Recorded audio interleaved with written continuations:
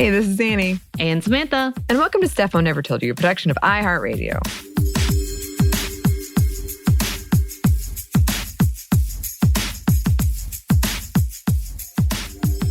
And it's time for another book club. Before we get into this one, content warning for addiction issues, political trauma and violence, immigration trauma, sexism and racism. We're not going to get too deep into any of that stuff, but totally hear you if you're like, I can't deal with that today for whatever reason. Right. And this is a great book. And if you have that depth to be able to wade past through that, this is a recommended one. Yeah. Oh, I loved it. Yeah. Today we're talking about Gabriela Garcia's book Of Women and Salt, a novel that covers 5 generations of mothers and daughters from Cuba to Miami, other places, and their struggles around things like politics and immigration and addiction and the cyclical nature of trauma, which I think is a story we've been seeing a lot lately. Yeah, that's a trend. That's a huge trend. I feel like we talked about mothers before, but all of a sudden the mother-daughter aspect has come through. Yes, pretty with heavily. The grandmother in as well. Like it's usually 3 generations. Yeah. We're talking about Encanto. Encanto, and we got an episode on Turning Red coming up. So yes, look out for that.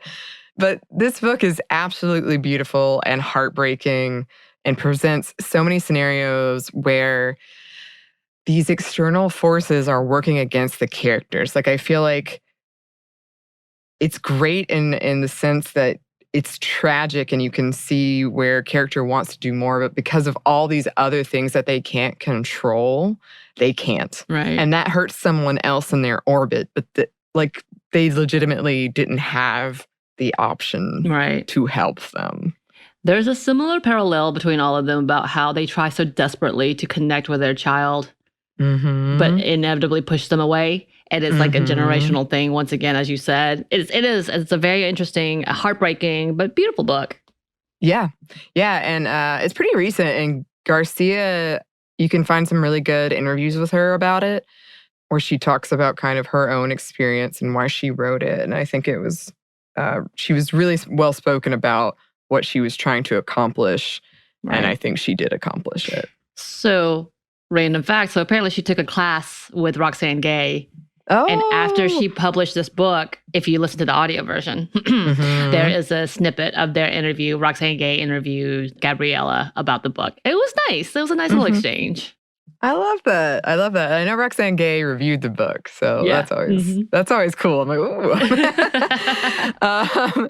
So in this book, you've got Maria Isabel, who became the first woman to roll cigars and later the first woman to read in this community in Cuba in 1866. You've got Jeanette, who witnessed an ICE raid next door to her home in Miami in 2014 and offers food and shelter to a young girl named Anna, who got left behind after her mother, Gloria, was detained in this ICE raid and sent to an immigration center in Texas. We later get chapters from Anna and Gloria's point of view. You also briefly hear from Jeanette's mother, Carmen.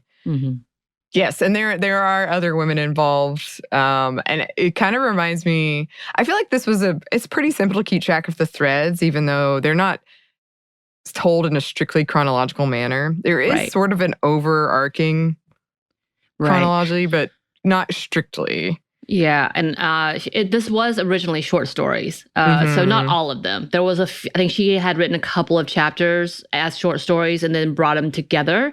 And I know there was some of the reviews, people were very, not upset, but really so confused. It just felt like it was too much. And also they're like, I don't like short stories. So for her to write it like this makes me feel deceived that they call it a novel, which is still a novel. Yeah. BT dubs. It kind of reminds me of Fanny and Zoe, was his Salinger book, and that's how it kind of originated as well. But I love this. I love this style anyway. But yes, it does jump around so much. Like Anney and I have had to be like, wait, so this, and this.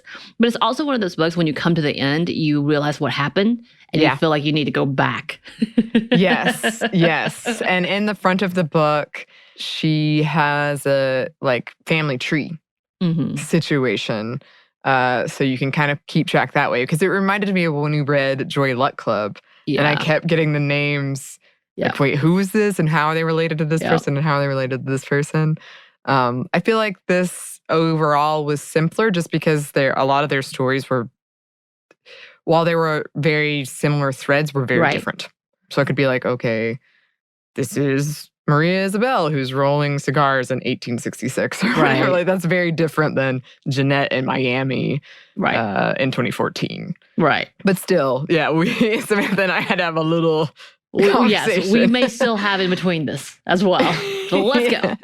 Yes. So there are a lot of themes we wanted to touch on this one. One of the ones that I feel jumped out immediately to me was this sort of idea of having secrets, of these hidden selves, and also along those lines of addiction and not talking about that or trying to hide that. So in the first chapter, I believe, here's this quote. Sunchild, hair permanently whisked by the wind, you were happy once. I see it looking over these photos. Such smiles. How was I to know you held such a secret? All I knew was that you smiled for a time and then you didn't. Listen, I have secrets too. And if you'd stop killing yourself, if you get sober, maybe you could sit down. Maybe I could tell you. Maybe you'd understand why I made certain decisions like fighting to keep our family together. Maybe there are forces neither of us examined. Maybe if I had a way of seeing all the past, all the paths, maybe I'd have some answer as to why. Why did our lives turn out this way? And I love that quote because it's in the very beginning. And I think that's a good kind of thesis statement for what the book is about, because the book examines these paths and this past and how everyone ended up where they ended up and all of the external forces and the trauma that led to that point. And I think this whole idea of, I don't know, I've been thinking about this too, of you have this idea of what a person is and how they feel. And like my mom, for instance, she keeps these baby books and they're very detailed and they're very sweet. But it's kind of strange to know like how our lives turned out. And not that, anything super tragic has happened, but, based on this baby book that I think she's looking at, and then the trajectory. Of our lives. Yeah. And I think about the secrets, which is, again, is a theme throughout the book. It's like them sharing or trying to protect their families by these small secrets. And I think about that because as I was with someone else's family, we were all hanging out and I was getting to know them about their childhood or about their past. And the children who are their children, when they were listening to this, they were like, I never knew this about you. What? And trying to get more information. But as an outsider, of course, I would ask these questions because it would go deeper in. And because as the child, you don't think beyond what you already know of them. And you don't really you hear small stories, sure, about their past, but you really don't get the in-depth look of who they were at that point in time, where they traveled, what they've done, what they were ran from, what they were scared of. Like all of these conversations are like, wow, I knew you had a life. I never thought to go beyond just what I know from what you told me. That's so many things, to asking the deeper questions. And I'm sure there's definitely families who do that. But typically, as the children who are caught up in their own issues, and we have a lot of them, the children, that is, that come up and open to these new secrets or new discoveries, it's a whole different thing. It becomes a whole different conversation. I always found that fascinating about when you really start to discover, and then you have that moment of clicking of like, wow, that was you? You did that? Wow, I didn't know that. That's kind of that level. Yeah. And I think that given, again, what you and I mentioned, like movies like Encanto and Turning Red, there's this whole idea of the younger person not realizing that the older person in this, mother, grandmother, daughter situation, struggled and had a life and is dealing with trauma as well. And maybe you don't know what happened in their life. And I remember when I was in college, I found out that my dad had a previous wife and had gotten divorced. And it was really painful. And I was like, how did I not know? I'm an adult and I never heard this story. How did this when did this happen? Right. My mom was like, oh yeah, I thought you knew. I'm like, what? Wait, I would remember talking about this. Right. Yeah, but kind of those secrets we keep in families to keep the family together functioning. And then you realize I thought I was the only one keeping secrets. They're keeping secrets too. And everybody in the family is kind of doing it. Right. Mm-hmm. It's interesting. It is interesting. Here's another quote. And this is so that first quote was from Carmen, Jeanette's mother. This is from Jeanette. The man at the door slides his thumbnail over the tab of his beer. He looks at the nail. She can taste the beer, a memory on the tongue. Why is it that men can be hard drinkers, suave and smooth, leather and whiskey? Her father, a woman who can't stop, is simply a mess, irresponsible. So Jeanette struggles with addiction and sobriety. So I just thought that was really interesting because I think this is changing, but for a long time, that has been the case in our media of like, oh, he's a real man. He's drinking his bourbon in the dark, like in the dim light, and he's doing it at work or he's doing it late after work and ignoring his family or whatever it is. And that's like how men are, and that's acceptable. Right. They're just down in their luck type of thing. Or they're just coming from a hard day's work. Like all of these conversations that really make them look like that they deserve, or of course they would be at this point in time, instead of being neglectful. Right. Oh, yeah, right. I've been thinking about kind of along the lines of our strategic incompetence episode about how we also kind of glorify self-destruction, especially in men. Women, you're like falling apart, get your life together. But in men, it's like, oh, what trauma has put you here? What thing has put you here? And I think that's harmful in a lot of ways. Yeah. But I do think that's something that we've done. Like if you think of it like something like Mad Men, where they're like, oh, these men are messed up, but they're like drinking their bourbon and it's a great character point and it's so interesting. And I'm like, Right. In The Office. Yeah. Don't know we should be celebrating this. I think it's meant to show a flaw. Yeah. It's not sexy. Let's not say this is sexy. Yeah. Moving on. Let's not ignore that it happens, but let's not glorify it and say it's a good thing. Okay, here's another quote. A moment ago, Jeanette had thought she'd reached the precipice of who she wanted to be, thought she'd finally walk the halls of Gables High like a harder girl, like the ones with boyfriends who didn't have to lie about sexual experience. So we got a couple of quotes about this, and we're getting to the others in a second. But I want to include them because I feel like a lot of people will connect with this when you're in high school and you think you have to be this sexual being. / also know, because you don't want to be seen as immature. People oftentimes sexualize them whether they want to or not, whether it's how they dress, whether it's what they say, whether it's what they like. Yeah. Again, let's look at Turning Red. I know we're going to talk about it, but one of the big controversies was you're sexualizing these teenagers, and all they really thought about was having a crush on a young boy. Right. A boy band. Right. Oh gosh, I cannot wait to talk about that. But I also think like that's a really good point you brought up of we stigmatize like sex ed and any sexuality with young girls. So as young girls, we feel like we can't ask. Yeah. But we also have to know or we'll be made fun of. Right. Or we have to know because we have to understand what we're saying. And oftentimes, because we're trying to show our maturity as we're expected to be, make it up. And then, we go into a cycle that's dangerous.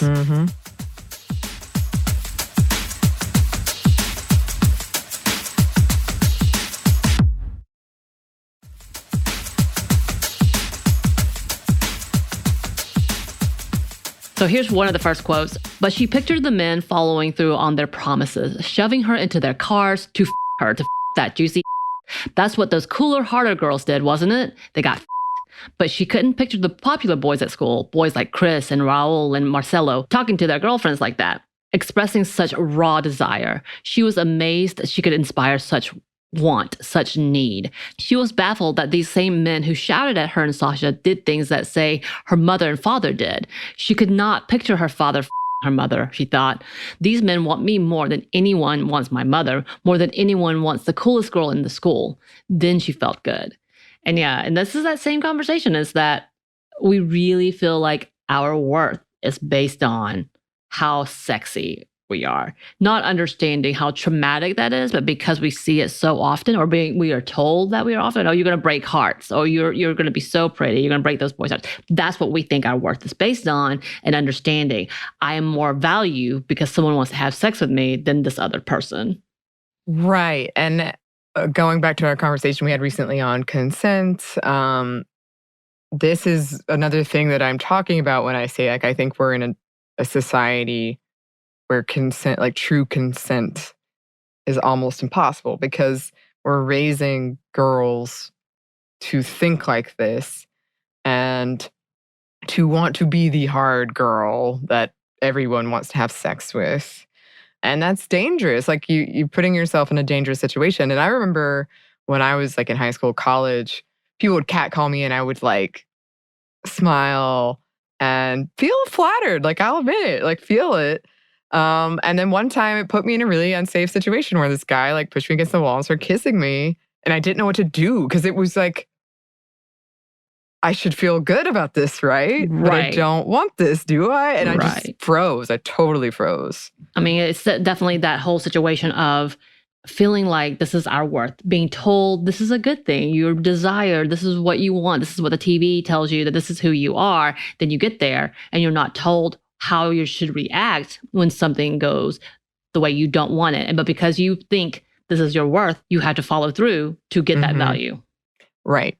Right. And there's like also the question of safety and also, you know, if you do go through with it, then you've got the slut shaming aspect. Right. And which is probably already traumatizing because the experience oftentimes is traumatizing if it's led by this route. Yeah. Of not understanding. Yes. Oh, yes. So here's another quote. And if we didn't specify, I think we did, but Jeanette at this point is like high school underage. She's like 15, 14. Yeah, she's young. All right. So, quote, "Do you like it raw?" Manny had said to her in class one day. Jeanette had no idea what he meant, though now she knew. But she had feigned knowledge because she liked that Manny thought she was the kind of girl who'd know. She liked that Manny pinched her waist and winked when he said it. "Look, I'm not going to pretend I can stop you from, doing, her mother had said, refusing to meet Jeanette's eyes. "I just want you to know that nobody is going to want you for serious things like marriage, if you are, if you've been used already." Jeanette had giggled. Nobody looked more used up than her mother. She'd never have said it to her, but Jeanette knew her mother was just jealous her father didn't want to use her anymore, that nobody wanted to use her mother, that her mother was useless. Right. There's so many sad things to this. Yeah. And though, I do reminisce to the fact that when Jeanette was like, she wanted to be one of the cool girls. She didn't want him to know, so she just pretended. I was definitely thought I was the cool girl because I was the one at one point in time telling people about sex. Like this was like 4th, 5th grade. I was the bad girl and people thought I was so cool. One dude actually asked me to be his girlfriend because I cursed a lot. That was my form of rebellion, by the way. I didn't do anything else, but that was it. And I was like, oh yeah, I am the cool hard girl. Let's go. There's this level of like, feeling that pride. I'm not sure if it's because you get this attention and or you feel safe because you do feel like you're mature so that you can tell everybody to F off, essentially. It's very interesting. But yes, we do see this new angle of competing with the mother, a lot of like conversations and how badly they can go awry. There's so many things. Yeah. So one of the reasons I want to include this is because I have a very similar memory to this. When I was in 7th grade, this guy essentially was asking if I like blowjobs, but I didn't know what he meant. And he made like a gesture and I didn't get it, but I was like, yeah. And it started this whole rumor about me and I became known as a very like sexual person. And I think I leaned into that hard because I was kind of like not interested in sex. So, and I thought it was cool to have that. But there's so many memories I look back on now that haunt me to this day. And then this conversation with the mother of like, it's tricky because she is saying essentially like, you can't have sex, you're going to be used up. And that's implying the thing we've talked about, that this is your worth, this is your value. But also on Jeanette's side, it's unhealthy that she thinks, oh, well, it's cool though. So neither of them are having a healthy view on this. Right. It's not helping anybody. Right. Well, obviously, like the mother has come in a whole different view. And we're going to talk about the mom Carmen, her background a little bit. But yeah, I mean, but this is that whole purity level, right? That we've talked about before. We've had that episode about virginity and purity and how toxic it can be. And this is one of those conversations of, you really think by calling me dirty and trashy, if I do these things, that it's gonna prevent me from these things. The whole analogy of like the, virgin bride, the being absolutely pure and like this whole level of unused, like, it's just such a gross conversation anyway. And it's completely pertaining to girls only. Yeah, it is. Ugh. Oh. And I want to include this quote because it resonated with me so much. She was so tired of pretending to get things. I feel that so hard. Like, that was I just felt like the whole time I was just trying to figure out how to appear normal and fit in with everyone else.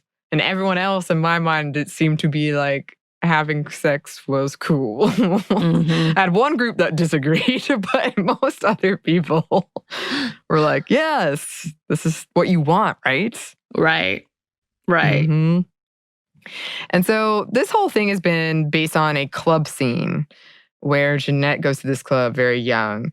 And that whole scene, I was so upset with how much I was like, yep, that's happened to me. Yep, that's happened to me. And again, she's massively underage, like older men hitting on her.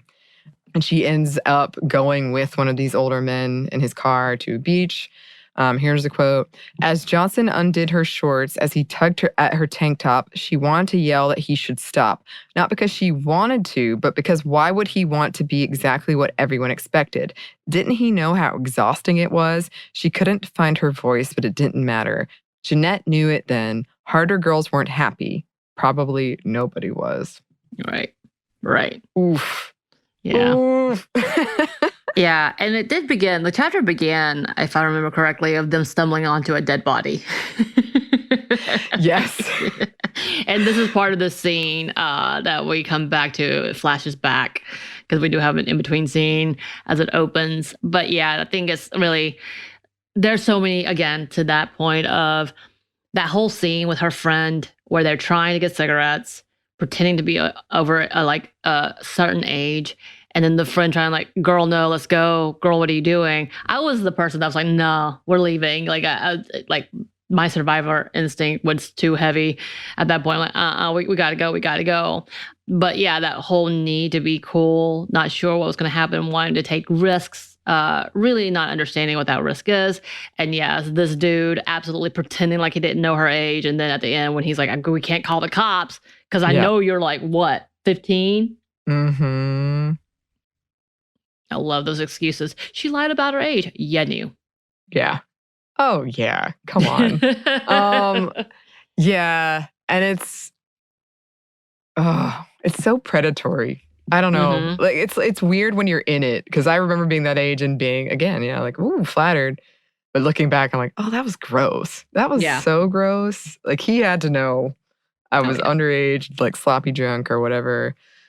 But also, we talked about when we first started working together, Samantha, we did that trauma miniseries, and we talked about how those kind of self-destructive instincts can manifest in trauma. And I feel like that's sort of what's happening here. And coupled with this really toxic messaging that you need to be this cool girl who will have sex, who is sexually desired. Right. And it's hard because I feel like I was also like you. I kind of was like, I got to get out of here. I don't think you should go with this guy. But I also felt weird because I kind of made me feel like a prude. And that's not a great conversation either. Because I was just trying to look out for my friends. I didn't want to be controlling, but I was concerned. Right. Yeah. There's so many things. There's so many things. And then moving on, of course, and we're going to go on to the next quote in the book that we like. Of course, Carmen hadn't known about the abuse. So we're coming back to the mother's perspective. For God's sake, she stayed with Julio because she thought he had a level of love and affection for Jeanette that would dissipate under the weight of separate homes. Because she, Carmen, knew better than anyone what it was to lose a father. She understood why Jeanette had waited until Julio died to tell her, why she had let Carmen mourn this man, live with him all those years, sleep in a bed beside him, this man who was now an infection eating through her. She would have killed him had she known. She would have called the police. Would that have saved Jeanette? Even she knew that was a lie. So at this point, we know that Jeanette had been molested. And she even mentions that during her time in talking about the dude that she rides in the car with. It continues on to say, but she absolutely knew it could be. How many nights had she woken to drunken Julio over her body? How many times had she fought him off and then given in, thinking, I'm married to him. Isn't this just duty? How the violation had strangled her, how she'd willed herself another life. She had thought herself a bad wife. Yeah, and that's one of the pieces we're talking about when you talk about like the secret selves and hiding these things from people. Because, and all the trauma, the intergenerational trauma, because Carmen lost a father and she was trying to prevent that so hard. Right. That perhaps she missed these signs. And then Jeanette didn't want to break up the family, didn't want to mess this up. So she didn't tell Carmen, her mother, until after Julio died. Right. So it's like both of them trying to protect the family. Right. And it's hurting both of them. Yeah. And I'm sure like both of us have talked about our own traumas and that we have done that. We continue to do that to a certain extent, and why we feel like it's important to do so. So, you know, who knows, in our later life, maybe it'll be another conversation similar to the book results of them not talking. I don't know. But them thinking that at that point in time, it was for the best and not understanding. And I will say, in this book, I really appreciated Gabriela's way of framing the abuse. So it was not necessarily constant molestation. It was not necessarily rape, but it was molestation, and it was definitely sexual abuse. But I like that she didn't mitigate the trauma that it caused, because I feel like that's what happens so often. And so that's why we women who have been molested but have not been raped will say things like, but it wasn't that bad, and try to minimize it ourselves because it doesn't feel as bad as if it had been continuously like that type of level, but that is still that traumatic, and it still ruins relationships. It ruins your life. It ruins what you know of safety. And so even though like it was to me, maybe it was safer. I don't know the decisions, but it connected with me as a person who's been through both of those, that to have this being placed as a forefront of being a big issue, even if by standards, A, it's not provable. And we know that because I've seen this in court cases too many times as other abuses, but B, it is traumatic to that person and that family. So I feel like that narrative and the way she framed it was really, really well done. And I feel like validated so many of the victims who have gone through similar situations. Yeah, I agree. And I've talked about this with my therapist because in one session I got confused. I was like, I don't understand why this incident, which is less traumatic, is upsetting me more than this other thing. And I think there's so many factors that go into that, like the circumstances, the people involved, all that kind of stuff. Right. So I totally agree. And that's one of the things I wrote down about this when I was reading this section, was that whole idea we've talked about before of it could have been worse. Like I feel like that was going on here, of sort of dismissing things because it could have been worse. It wasn't that bad. It could have been worse. And we know how damaging that is. Right. Yeah. And we also see through that a lot of this book is we see the trauma and the fallout of this abuse and how it affects other people. Because I think that's a big point, a big theme of it, is just sort of this domino effect of a traumatic event. Yeah, you know, even from my own experience, and I don't know about you, again, going through something similar to this, just like for Jeanette or her mom, and they finally have it out, and her mom's reaction was not great. She didn't trust her as a child. She was not, even though Carmen didn't know, there's still that point of like moment of like, you're the parent as me as a child, thinking on the adults in my life at that point, like you are the person who I trusted. I didn't get that protection, so I don't trust you. I may love you, but I'm definitely not going to come to you, and that my traumas are not going to be relayed to you because you can't handle it. Or in my head, you can't handle it, or you're not willing to handle it, or you're not willing to protect me from it. So all of these things, like it kind of just really delved into, this is why the trust issue happened in the first place, is that she felt unprotected in her home. So therefore, why would she trust the people who are in that home? Right. And that's hugely damaging to trust somebody to protect you, or to even go to somebody and then they don't believe you, or they're kind of like, well, don't rock the boat. Right. That sticks with you. Yeah, it does.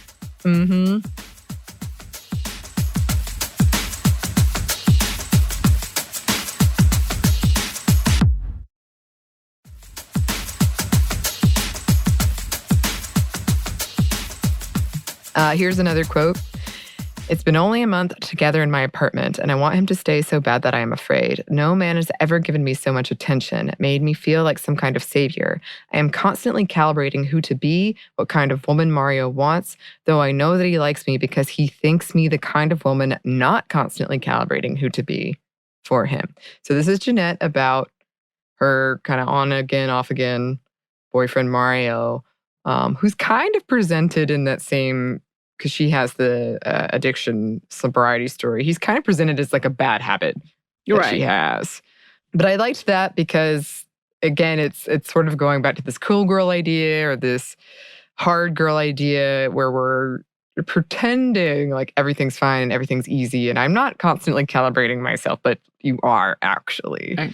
This is like our one of our Sex and the City episodes that we'll come to. Yes, it is. Look out for that as well.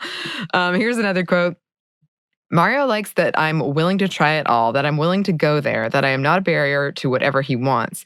You're not like other girls, he says, and I wind the words tight around me, a cape. The world is full of other girls, shiny-haired, giggle-glowing, simultaneously pure and sex-enthralled groups of them, worlds of them, walking in community, writhing under club lights, running through parks. But if he says he doesn't like other girls, if I'm not an other girl, he will be mine, not theirs. Ooh, so many things in that small paragraph. Right. And we've talked about all of this. We have. But like there's so many contradictions in there. Again, the tightrope we mention all the time of like, you have to be sex enthralled, but also pure. Like you have to be all of these opposite things at the same time. And if you happen to slip a little bit on that tightrope, then you're out, ostracized. Can we talk about the "you're not like other girls" trope? So hard. So I hate, like I've had a guy probably 5 years ago actually said that to me. And I was like, oh no. Red flag. Red flag. Exactly. Gone, bro. Gosh. You said the thing and you said it sincerely. I got to get out of here. Next thing you're going to be like, my girlfriend was so bad. And you'll be like, yeah, that's why. You're gone. You're gone. You're gone. Red flag. Done. And then she continues, now it's my turn to laugh. Mom, I say, I'm 19. It's a bit too late for that, don't you think? And he's not drinking because he can't. And it is the man he was. And I don't love him, okay? I've decided I don't love him. And my voice snags in my throat, comes out hoarse. And then before I know it, I'm gulping and crying. And she's looking at me and shaking her head like she doesn't understand. And I'm thinking, say it, just say it. And then I still can't. Just choose me or him, I scream at her instead. But I would always choose you, she yells back at me. And now she looks like she's going to cry too. Yeah. I think the pain of these traumatic things that you try to keep under wraps, and when it's so scary and raw and vulnerable to admit them, and then the other person involved in this situation, like her mom, is also dealing with these feelings and emotions and hurt, and it's painful and hard.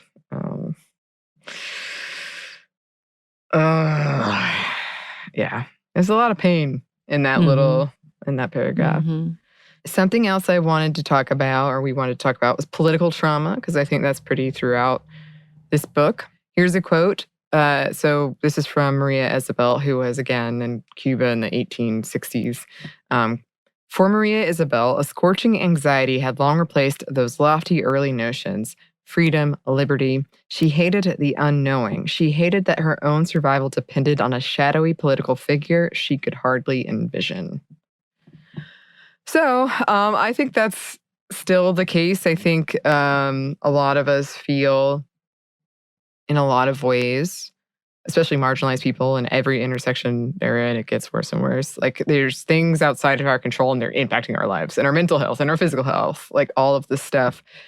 And don't get me wrong, like we can do great work by coming together and forming NGOs or protesting or all these activism and advocacy we can do. But it's still like there are these forces that are right now impacting our lives and out of our control. Right.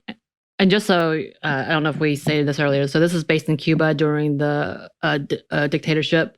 And things were changing. And they talk about literature a lot. I know we'll talk about this in a bit, but and it's a very big, like her becoming a part of the rebellion, her loves becoming part of the rebellion and seeing change as the dictatorship and the battles happen. And like it's a big political stance and a lot of trauma. Yeah. So this is kind of that setting. So we have a history. And from what I do know, and I'm sure you do, Gabriela kind of started the book based on historical context like this. So it was the basis. And that's where we see the background of the descendant, Maria, who was the beginning matriarch. Yeah. Of the story. Yeah. And we get these threads of, you see like enslavement and taxes and abolition and how that's impacting her life. Here's another quote. Then, as she made a turn toward the riverbank where she did the wash each Sunday and bathed in the sun, she stumbled over what felt like a log anchored in grass. She looked down and screamed. A man, his open eyes to the sky and his mouth a permanent expression of disbelief, had his neck impaled by a sword, the pointed end emerging on the other side. Thick, coagulated blood pooled around his head, and flies swarmed the wound. Maria Isabel looked up past him and saw it. A field of dozens of men just like him, left rotting in the heat, their innards and flesh unrecognizable, one giant mass of scorched meat. And as a final insult, a hog chomping through the remains, its face and teeth smeared in dark blood. She recognized the face of a fellow tobacco roller. The grass quivered with Maria Isabel, oblivious to the carnage to which it bore witness. It began to rain, and she stood there until a stream of red forced a jagged path to the river. Then she ran in her dress, torn and muddied and soaked, calling out to her mother as when she was a child, calling out to the giant, unheeding span before her, and it fell at the door of their home, her sobs heavy. That night, her mother died. Ooh. Yeah. So I think that the fact that Jeanette, as you mentioned, witnessed that body. There are these sort of connections throughout all of these stories and all of this history. And we always say this in like Female First, like it's frustrating how often we'll read something from like the 1800s and like, oh, wow, we're still dealing with some of this stuff. And then this idea that she called out to her mother, like in this traumatic moment where she was panicking, she called out to her mother and then her mother died. I think that's something else we see throughout this is a lot of like mother-daughter relationships and the daughter, like even if the relationship with the mother was strained, like asking the mother for help or calling out to the mother. Right. And to that end, I want to include this quick quote about grief. And Jeanette has wondered whether loss unspoken becomes an inherited trait.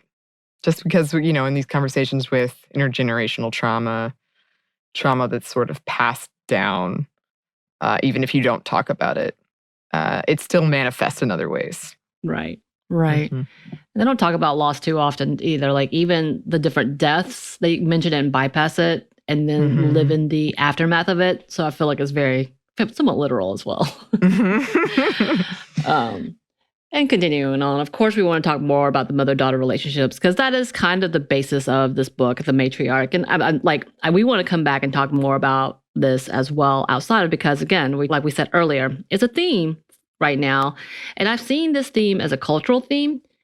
I don't know if you would agree with me, like especially with the Latino community, the Asian community, like that, and then like true African communities, like we see that level of matriarch is so heavily based on, and how big of an impact it does have on families. I think it impacts the U.S. as well, but again, we have a lot more patriarchy and misogynistic ideas in the U.S. To me, especially when it comes to families with that whole westernized Christian idea of the man being the head of the household. That's a whole different conversation. But I feel like this is definitely a huge leaning into like Latino and Asian communities that we're going to talk about soon. Yay. But yeah, so we're going to keep talking about the mother-daughter relationship in this. And then there's a passage in her book saying, Maria Isabel's mother, worn down by decades of loss, hard work, nonetheless retained a certain elegance. Her skin was smooth, with hardly a line. Her teeth, neat rows unstained. After her husband's death, Aurelia had many callers, men with missing teeth and a sun-weathered papery skin who presented little in the way of wealth. A donkey, a small plot of mango, and plantain trees, but offered care that she brushed off. She said, a woman does not abandon love of God, nor of country, nor of family, she'd say in those days, before the men stopped seeking her out. I will die a widow, such is my fate in life. Yeah, I thought that was interesting because sort of compared to how they describe Aurelia of like the smooth skin, perfect teeth, and the collars, the male collars being like missing teeth, sun-weathered, and then her saying like, you know, kind of this religious, patriotic, family level responsibility of, no, I want to die a widow. Right. And that's how it is. I'm fine with this. I don't need you. I think it's interesting because Maria's introduction as well, when she talks about the books and working at the factory, she also talks about people looking at her, talking to her. She's like, I don't want that. And kind of that same level of like, these men do not offer the quality I need, kind of that conversation or the love. And I think that was like a comparison to the mother. It was like, how dare you come to my mother who was of this elegance in this way, offering me a donkey. And I like that. I like that headstrong sense of like, yeah, know your worth. Know your worth. What you want, yes. And there was a lot of themes, recurrent themes about caring for sick guardians and also being the dutiful daughter, which we've talked about before too. Here is a quote. The baby's wailing mixed with the firecracker sounds of gun ablaze, yelling to the sky. Antonio's mother cut the cord, placing the wriggling infant in Maria Isabel's arms, wrapped a blanket over mother and child. But Maria Isabel pulled herself to stand on wobbly legs. Weak, smeared with blood and sweat, trembling. The baby cried out again, and she held it close to her heart, tried to remember the feeling of her mother's arms as a child. So this was, Maria Isabel gave birth of this like huge act of like war, rebellion is happening around her. I feel like there's some symbolism there with like, you know, a new country or a new government being born as well. But having that going on around you while you're trying to have a baby and then knowing like this is the life, you're going to raise a child in this environment or either find a way out of this environment, which is a lot of responsibility. Which is a good segue to my next quote, which is a quote where it's sort of a stream of consciousness idea of like raising children and the difficulty of being a mother. And it goes, thinks how even the best mothers in the world can't always save their daughters. And so I thought that was a common theme in this too, of like these no-win situations. Like you try your best, but again, there are these external forces. There are these things that are working against you. There are these obstacles that are set up to make things hard for you that just make it impossible to win. Right. And that brings us to this storyline about, we mentioned earlier about ICE and how that plays a role in all of this. So Jeanette's neighbor, Gloria, is detained by ICE and her daughter, Anna, is left at home, her very young daughter, Anna. And Gloria is taken to this Texas immigration center, and she says, quote, I do not want my child here where every child has a cough and the guards run their eyes over curves, hungry. I do not want my child here, but I do not want her alone thousands of miles away. I want my child safe. If safe were a place, it would look nothing like any of my options, and I want to scream, but I swallow. I want to claw, but I smile, because I need to seem good, because I need to seem worthy of something, some solution. Yeah. So again, like that kind of no-win situation of I don't want her here. I don't want her alone. Right. I don't want to go back where it's dangerous. And, I really do appreciate that she jumped into talking about ICE. And I don't know how, I'm sure she researched it. I didn't get a background on that. I don't know if she was able to visit any because we know it's pretty notoriously. I think she worked with a nonprofit organization in 2014 in Texas. Okay. She has experience with it, yeah. So I'm wondering if she actually got to stay, because I know for a long time they were trying to hide it and pretend like it wasn't that bad. Calm down, it's fine. Right. And it wasn't. It was awful. And as we know, in the state of Georgia, we've had an incident where women were given involuntary hysterectomies, forced to have hysterectomies because eugenics and Georgia's racist, especially when it comes to refugees and immigration.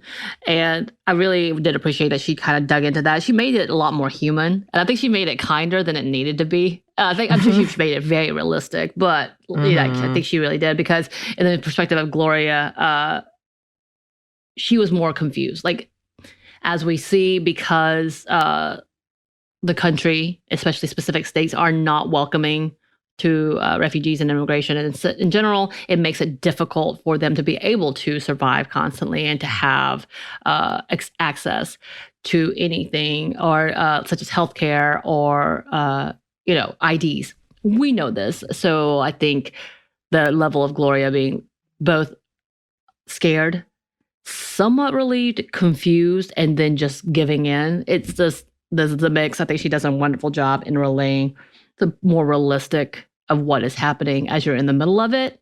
And then I will talk about the results of that later, but I found that really fascinating. And I wish we could get more like that. I wish we could get more narrative into that so people can hear it and see it, because it needs to be, we need to bring it to light.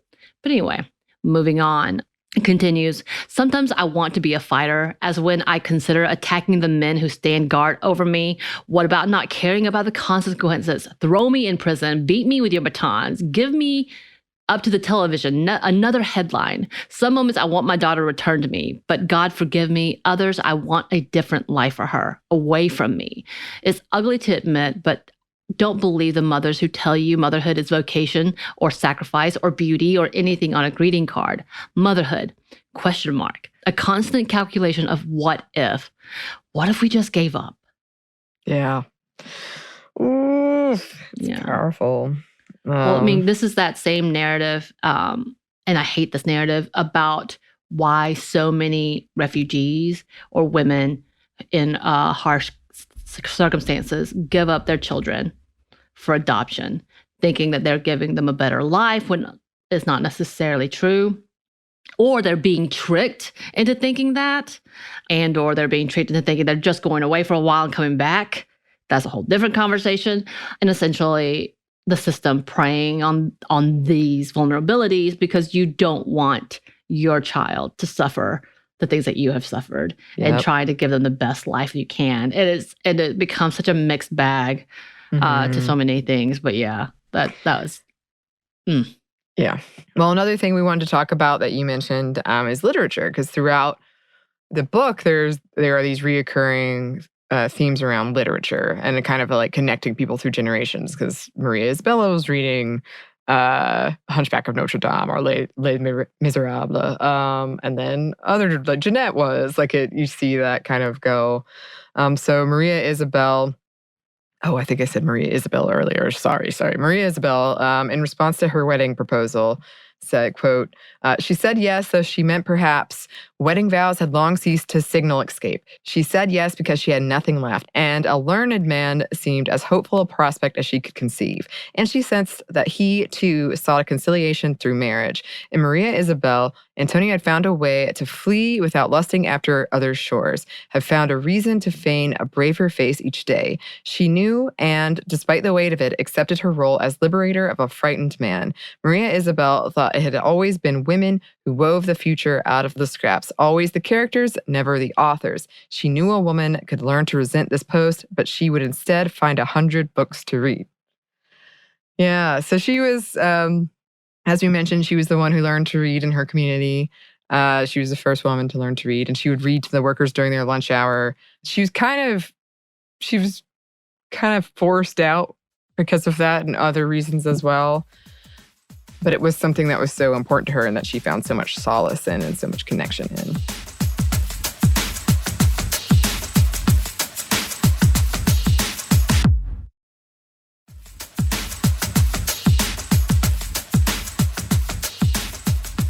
And it goes on, in the margin of one page, Carmen showed her, was Jeanette's handwriting below another note in faded script that seemed to spell out the same thing. We are force, the scribble read. And then Jeanette had added her own words. We are more than we think we are. Though Anna had no idea why Jeanette had written those words, she chose to believe the sentence, the scribble, was a cry across time. Women, certain women, we are more than we think we are. There was always more. So this was in reference to the book. This was the book that was been handed down from generation to generation. Jeanette had actually gone to Cuba at one point in time, saw the book in her grandmother's place, tried to steal it because apparently she's kind of a klepto, and then got caught, put it back. And after she left, the grandmother sent it to her as a gift. Unfortunately, she had passed before then. So Carmen, the mother, kept it. But yeah, so the We Are Force was a continued mantra that Maria Isabella would say, even when her husband had died, like all these things, being a rebel, like constantly reminding herself as the matriarch that we are a force. Yeah. Yeah. And I really like that idea of this connection throughout these generations, throughout time. Yeah. That's what I love about short stories. They connect it. Yes, we love it. We love it. Something we don't love, sexism, racism, which is big throughout as well. So you do have Maria Isabel, who was a cigar roller, talking about how she was kind of the only woman. So here's a quote. True that cigar rolling was a coveted, respectable job. She'd apprenticed for nearly a year to working for a wage. Yet the factory paid her by the piece half of what the men earned. And she was the only woman in the shop and knew the men resented her. And she has a whole thing with her boss abusing her. So you see also that, unfortunately, throughout time of this sexism impacting all of these women. Right. Which is why I also think she did like her husband and accepted her husband. He was the one that taught her to read and knew she had an interest. So it was like he was lifting her up and seeing her worth. So that was a beautiful thing. It goes on, one day as I played with two school friends, one of the Christian missionaries approached and spoke in Spanish to me. She said, quote, despite having so little, she said, you're so happy. You could teach the children in my country so much about what's really important in life. I hadn't known until the moment that I had so little. Even as an adult, when I had experienced enough to place my own life in comparison, I marveled at the woman's comment. I wondered what she'd expected. Sad, poor people being sad and poor at every sad, poor moment of their lives. She mistook happiness for what it was, how we survive and build lives out of the strings we hold. But she must have known deep down that she was lying to herself. She had said, I knew the secret, what was really important in life, what made a person happy. And oh my God, isn't that so important about Christian missionaries? Indeed. That savior complex and the pity compliments, and you really just want to smack them and be like, they're fine. They've survived without you. There's a few things. If you want to help with medical supplies, if you want to help build some buildings, if you want to help get clean water, okay. But don't come over here telling us our life is not happy. Right. Yeah, that reminds me of that conversation we had around how people will comment on folks with disabilities and feel like it's their business to essentially make themselves feel better. Right. This is about them. Exactly. This is why it's not appropriate. Continue on. This I still haven't gotten used to. The blatant racism, how it commingles with revolutionary fervor at times in the older generation in a way that seems unlikely. But perhaps I am naive, and racism among even revolutionaries is as obvious as me sticking a lacy thong in my pocket at 16. As obvious as the fact I am no good. I say nothing. Yeah. And then here's another quote. But it isn't as though Black Cubans fare better in Miami, where racism is just slightly more polite, a little quieter. This is the fact. In Miami, Cuban is synonymous with white. In Miami, Cubans will scoff when you call them Latino. I'm not Latino, I'm Cuban, they will say, by which they mean I am white, another kind of white you don't know about, outsider. So Gabriela Garcia has a really good essay about this and her experience and thoughts around this that you should definitely look up. It's worth reading so much. But I thought that was important and interesting part of the conversation to bring up that like proximity to whiteness. Right. Well, yeah, like white passing is a bigger conversation. Colorism within all the communities, all of the communities are very heavy and prevalent. And we need to talk about that because there is a preferential and there is an othering of that. And that's so like offensive in itself. And the fact that people are so ignorant not to realize just because an ethnicity, you have a mindset of one ethnicity, that's not true for the entire population. So you need to calm down. Yes, agreed. Yes, agreed.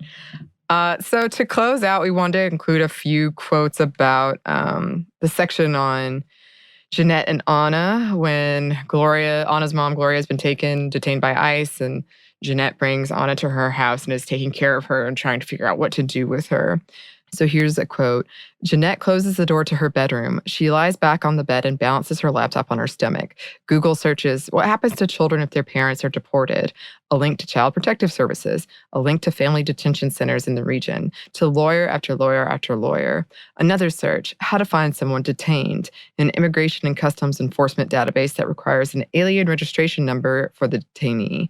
No phone number she can find, lawyer after lawyer after lawyer. So that the confusion and like no clear answer and nobody was really willing to help you is pretty big in this whole thing. Here's another quote. Wet squeaking through her house and leaving muddy imprints. She walks past Anna, drawing still, drawing a house, drawing a bird. Jeanette takes the phone to her room, but she doesn't call Mario. She closes her eyes and tries to remember the opiate rush, the watery calm, the hit to the brain, delicious, sleepy coasting. His voice in her ear. Don't you feel every molecule that surrounds you? Everything is holding you now.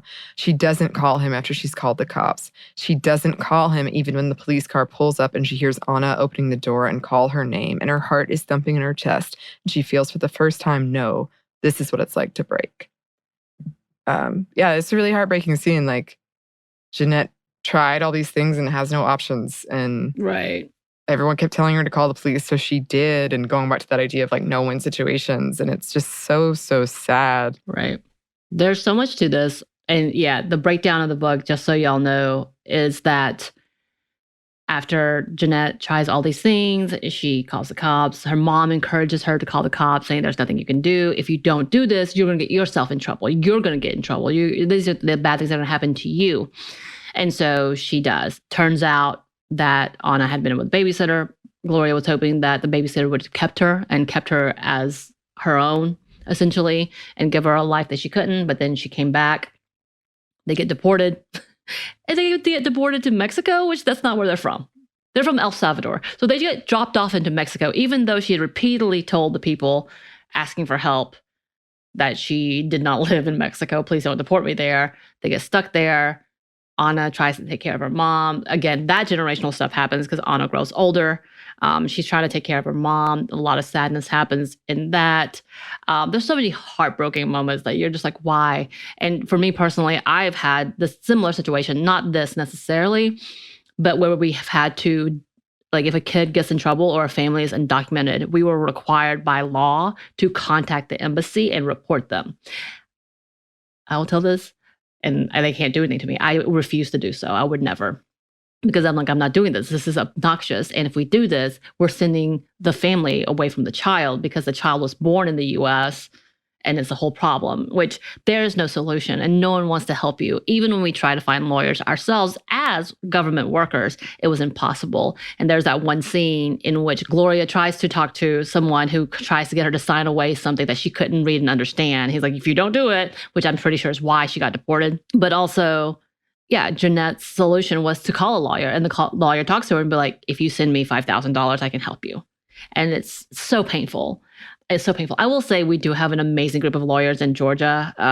One of them being like somewhat of friends, a mutual, I guess is what I know. And they are amazing in working with the immigration and refugee clients here in Georgia. But there's so few of them. It's so few that they can't take on the cases. But it's so frustrating, but it's so real. And yeah, it keeps going. They killed your uncle 6 months later. You still latched to my chest. You still sleeping in a bundle by my side. I will spare you the details and say only this. I made a choice again for you. And I'm sorry I had nothing else to offer, Anna. but there are no real rules that govern why some are born in turmoil and others never know a single day in which next seems an ill-considered bet. It's all lottery, Anna, all chance. It's the flick of a coin, and we are born. And yeah, so this is after Anna comes back to be reunited with her mom, which is a better scenario than some. But it's so sad in this intergenerational. Also, one of the things that we didn't talk about is that Carmen and her mother no longer have a relationship, and they kept saying she left and it was political reasons. It was political reasons. And then it turns out that Carmen had witnessed her mother disposing of the body of her father after the mother had killed the father, who was abusive. And Carmen never saw that portion because her mom tried to protect her. So there's so many layers to this, and the like sadness that they all lost touch with their mother somehow. Anna left after the death of her mother, tried to connect back with Jeanette, only to discover Jeanette had died of an overdose, but connected with Carmen. So that was an interesting ending. Mm-hmm. Kind of hopeful, maybe. Yeah. I say that shakingly. Yeah. No, it's so much of it is, as we said, is beautiful and heartbreaking. And I feel like all the characters and all the connections and all the trauma, like you can see why they made the decisions that they did. And we obviously really loved it. Highly recommend it. Yes. It's Go great check it out. fiction. I think it's beautifully written. I think it has a lot of conversations about mother-daughter bonds and what mothers do for their children, what the children see and try to do for themselves and for their mothers as well sometimes, and how it can go awry no matter what. Yep. Yes. No, it's really wonderfully written. So please check it out if you haven't already. In the meantime, if you have a book you would like to suggest to us, please do. Our email is stuffydmomstuff@iheartmedia.com. You can find us on Twitter at momstuffpodcast or on Instagram at Stuff I Never Told You. Thanks as always to our super producer, Christina. Thank you. And thanks to you for listening. Stuff I Never Told You is a production of iHeartRadio. For more podcasts from iHeartRadio, visit the iHeartRadio app, Apple Podcasts, or wherever you listen to your favorite shows.